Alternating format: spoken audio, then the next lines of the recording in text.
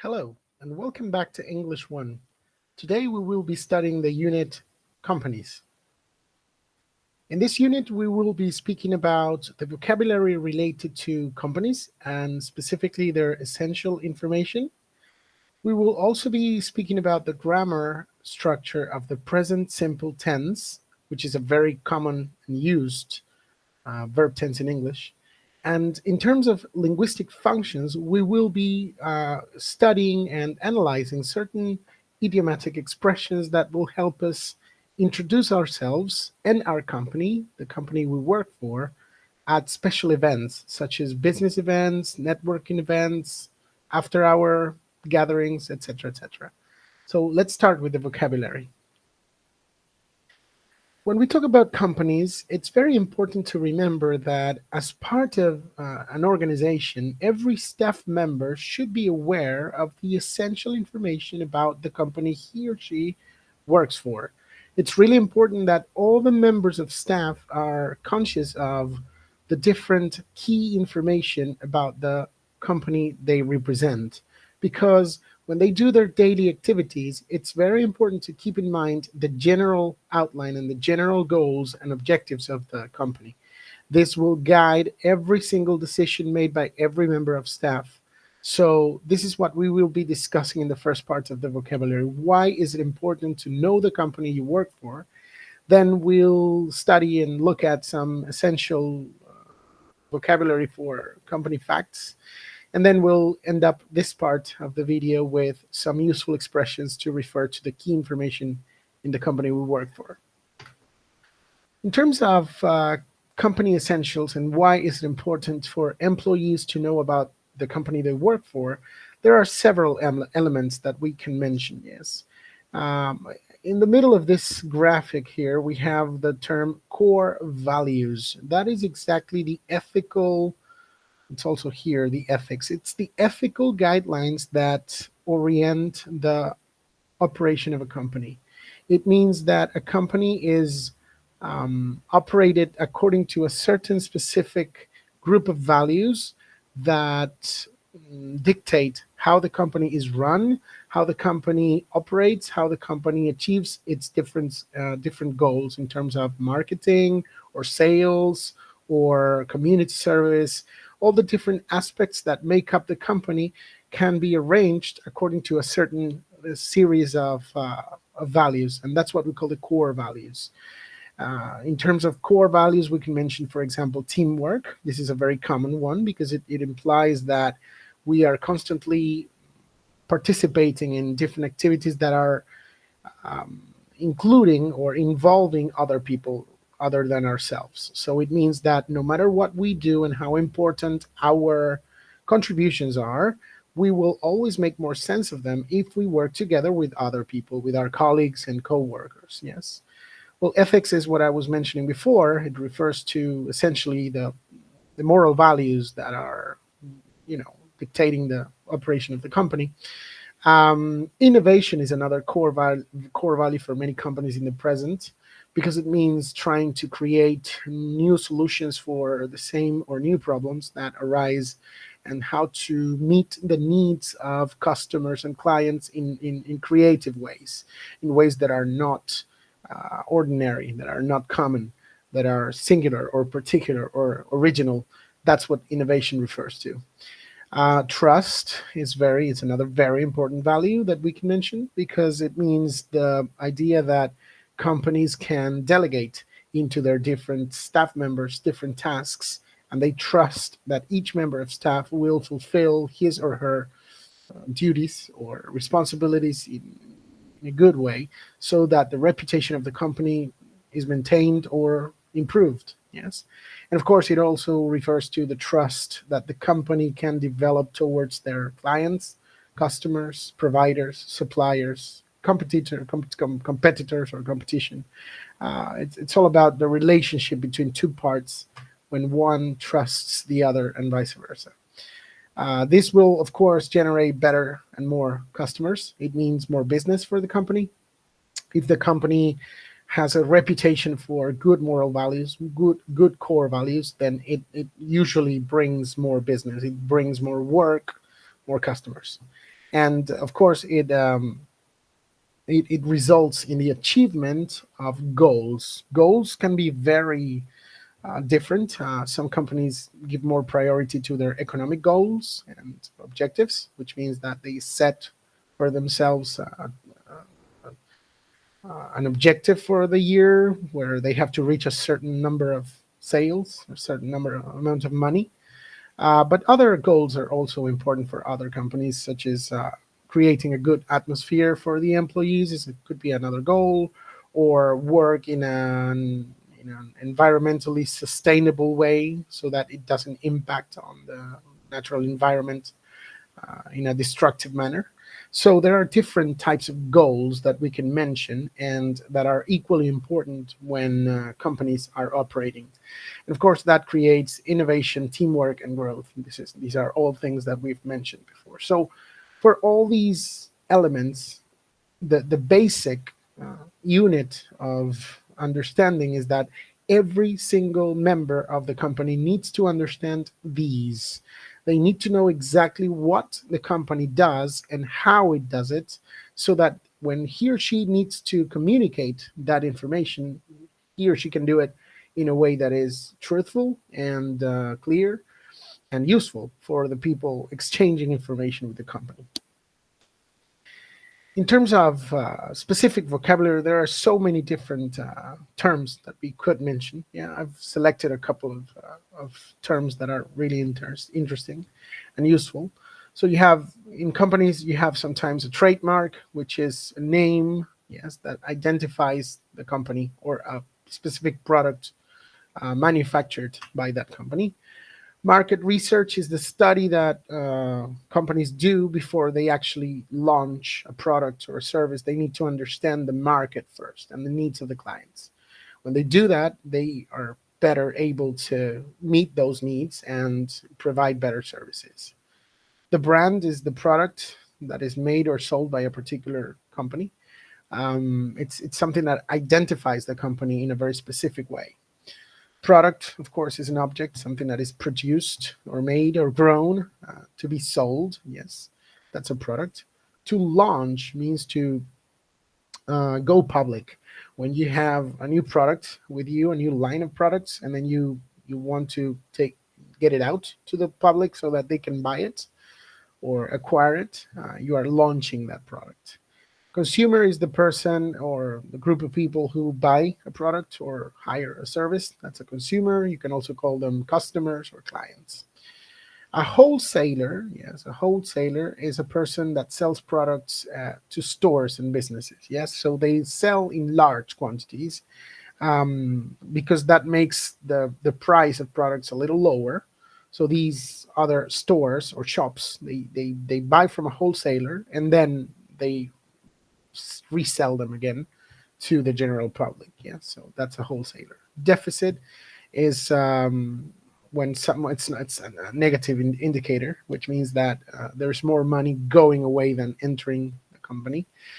Lucrative, it's like a very interesting word, which means when something is producing a lot of money, when it's really profitable. This is another word that is really useful and common. Something is lucrative when it generates a lot of money.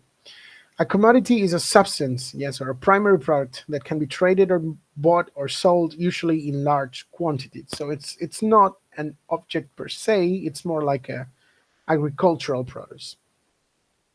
Inflation, we're very familiar with this term, is an increase in the prices of goods and services over time, causing a reduction in the value of money. And finally, a merger is when two companies that are competing originally they come together, yes, and they become a new company. That's a merger. So these are some terms that we can use to describe the companies and what they do. Yeah. And here are some useful expressions that we can use. So we use the verb provide. It's very common. We provide technical support services. What was your revenue last year? The term here being revenue, which is the profit or the money earned by the company. The company is based in Sweden. When you have based in, it refers to the place, the city or country where the company has its main office. That's based in. Jumbo is a subsidiary of Cencosud. Yes, subsidiary is a company that depends or is owned by a bigger one. So it's a subsidiary. Who are your main competitors in the market? So companies that dedicate themselves to the same type of activity or sell similar products than your company are your competitors. Their company produces commodities. We've seen the definition of this word before. We currently operate in over 50 countries, operate, function, work, and we specialize in digital security. Specialize. When a company specializes in a specific area, it means that they are dedicated specifically or specially, particularly to that area. Yes.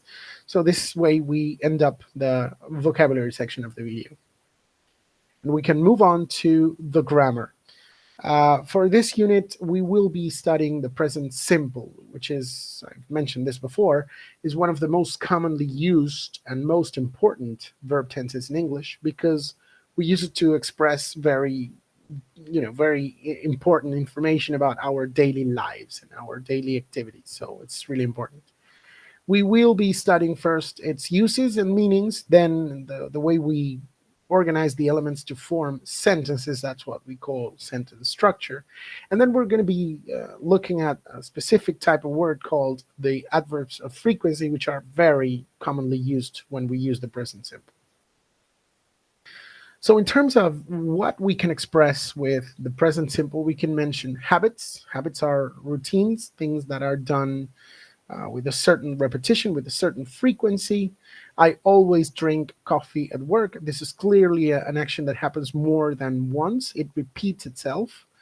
She gets up at 7 every day. Here's another example. They usually eat dinner at home. So what these examples have in common is that they refer or communicate situations that are repeated over time. And that gives them a certain frequency, right? So that's what we call habits or routines. Yes. We can also talk about things that are true in the present. Maybe these are things that are more permanent and not necessarily something that happens every day, but something that is a situation that is true and it's not easily changed or modified. He works on Wall Street. Yeah, this is not something that he does every day, but it's something permanent that it could change maybe, but it's not very common to change. She's 60 years old. This is true for at least 1 year. And we live in New York. Again, these things can change, but it's not easy to change them. We also use the present simple to talk about general facts and truths, like scientific facts, for example, are typical of the present simple. Like the last exercise is one of those. Water boils at 100 degrees Celsius. This is scientific fact. It never changes, so we use the present simple. The earth is not flat, another example. The sun rises in the east. So these are things that are always true because they are supported by scientific evidence. And finally, and strange as it sounds, the present simple can also be used to talk about the future. That's a little odd, a little weird, but it's true. When we want to refer to things and activities that belong to a calendar or a schedule, a timetable, then it's a good idea to use the present simple because we are, again, making the supposition that these things, although they are not from the present, they happen all the time in the same way and at the same time. So my train arrives tomorrow. This is a fixed calendar activity because it's related to transportation, and so this is not going to change. And we use the present simple to express that. We fly to Paris on Monday. Another good example. Yes, it's another example of a transportation system. In this case, an airplane. So it's a fixed time depending on the calendar. So we use the present simple. And classes begin next week. Here we are talking about an academic calendar, for example, and those things are not easy to change. So you can use them in this way with the present simple. So these are the four most important cases where we should be thinking about using the present simple. This is very important, and it's the way we express very common situations. Yes. In terms of the syntactical structure, that is the structure of sentences and how we can combine different elements to produce correct sentences, in the present simple, we can differentiate two formulas if you want. We can talk about the verb to be, which we have covered in a previous unit. I'm not going to stop too much there because it's the same ideas that we explained before. We are talking about three different versions of the verb to be. Is, are. Remember that they depend on which is the subject or the pronoun that I'm using. And then the rest of the sentence, here we are calling it the predicate. When that sentence is negative, all we need to do is add the negative particle after the verb to be. So is, are, not, and then the predicate. And if it's a question, remember that the normal mechanics here is to invert the order between the subject and the verb. And in that way, we are producing a question. That's what happens only with the verb to be. So that's only one verb. And it's a very natural to ask ourselves, what happens if I want to speak about other actions? What happens if I want to speak about sleeping and working and studying and cooking and eating, etc.? Well, for all the rest of the verbs, except the verb to be, we have the formulas that are in green on the screen right now. For the affirmative sentences, this is a simple tense, which means that there is nothing, there is no other element between the subject and the verb in an affirmative sentence. Yeah, so that's what we have here. We have a subject, which remember can be a noun, the name of a person, or the name of a place, or it can be a pronoun like I, you, we, they, he, she, it, for example. Then immediately after, we will find the verb, the action itself, conjugated in the present, of course, because that's the name of this of the tense, and then the object or the rest of the sentence. Yes. But here we're going to see a big difference between the verb to be and the rest of the verbs when we want to do negative sentences in the present simple. The story changes because in this case, for the case of all other verbs except the verb to make them negative, we're going to need to add or include an extra element in the sentence apart from not, of course, apart from the negative particle. And that extra element is called the auxiliary verb. We are going to add another verb, could be do or does, whose function is going to be simply to help organize the sentence. So even though the verb do or does are variations of the verb hacer in English, in this case, because they are used as auxiliary verbs, they have no meaning. They're just adding the negative to the verb. So we're going to see a couple of sentences, but you could say, I live in Buenos Aires, and then if you want to make that sentence negative, you have to say, I don't live in Córdoba, for example. So you're not changing the verb, you're just adding the negative part with the auxiliary verb don't. And if you're wondering why you have two versions, don't and doesn't, again, remember that when this is the case, most of the time it's because you have to be careful with or about the subject. So for the subjects I, you, we, they, we use don't for negatives. And for the subjects he, she, it, we use doesn't for the subject. Um, and then we use the verb and the rest of the sentence. And again, when the case is that we have to uh, ask a question, then we have to remember to invert the order between the subject, or in this case, the subject or pronoun, and the auxiliary verbs. Yes.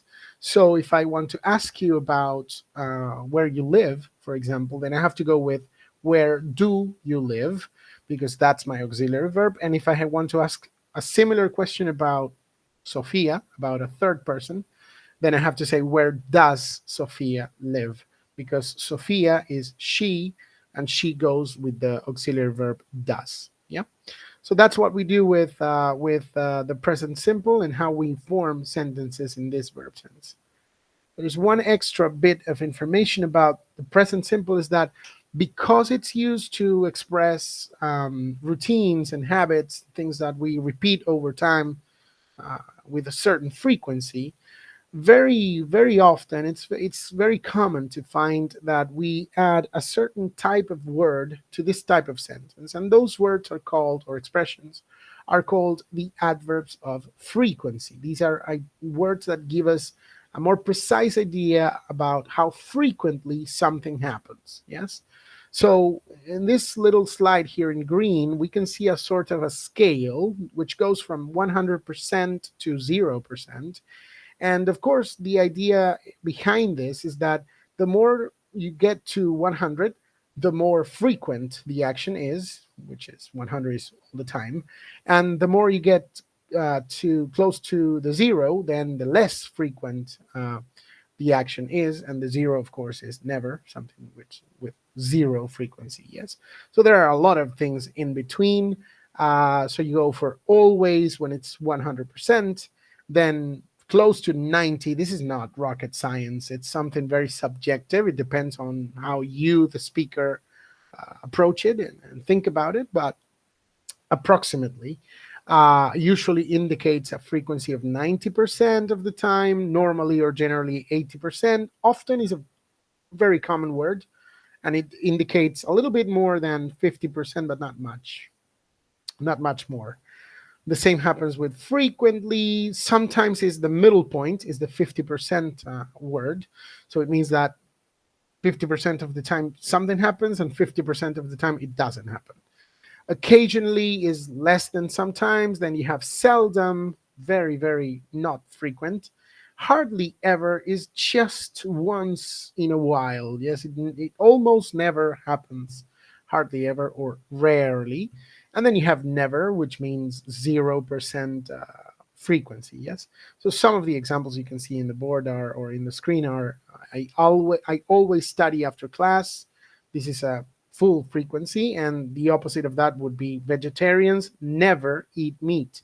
This is true. If you're really a vegetarian, the number of times that you eat meat in a week is zero. So we have to say never. And then if we go for something in the middle, we can say something like, I sometimes sing in the shower, which means that it depends on my mood. Sometimes I do it, sometimes I don't do it, and it's all okay.